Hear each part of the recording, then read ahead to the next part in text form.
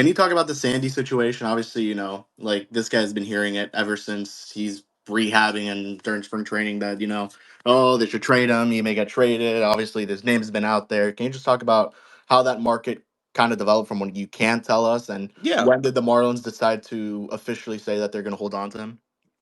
yeah. I so look, he's definitely altered a little bit of the way that he was pitching. I kind of felt a couple of days ago that there was a chance that he would get traded. Now, remember, for to be clear, and I have a lot of respect for everybody in this industry, and people know me by now that when somebody reports something, as you guys know, I don't jump on them and say, like that's not happening or anything like that. Like I don't do that just because I've had that happen to me in the past. But unfortunately, I would say in the last day or two, there was a very high level of misinformation as far as the odds of Sandy being traded, where he would be traded, and things like that. It was my indication that sort of as the day was going on, it seemed more likely and more likely that the players that were being offered in return for Sandy was just simply not enough for them to be able to make a deal. Could they have gotten potentially a high level prospect back? I think that definitely is the case.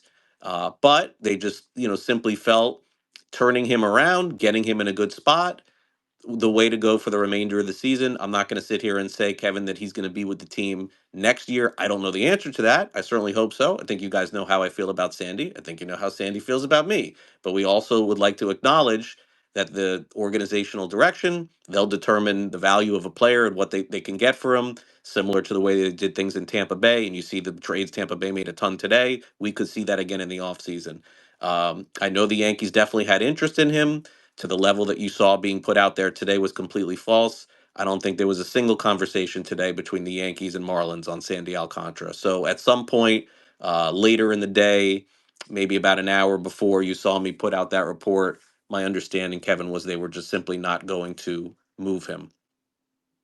And I guess Cabrera was the other name that had been mentioned. Obviously, the way he's been pitching clearly, puts the team, I guess, in a position where I guess you gotta listen. And did they? How much did they listen on Cabrera? How much? You Yeah, know, very yeah. much so. Very much so, similar to Sandy, and I think there was a chance. I thought for sure that he was going to be the one guy that was going to be moved of the two.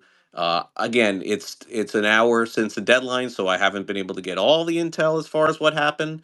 But I can tell you, based on speaking to what's happened through the years, is I've developed a lot of relationships with other clubs too. So they, kind of want to know about the player and what we think, and advanced scouting and cross checkers and people who are involved in trades are so intelligent, and you'd be surprised.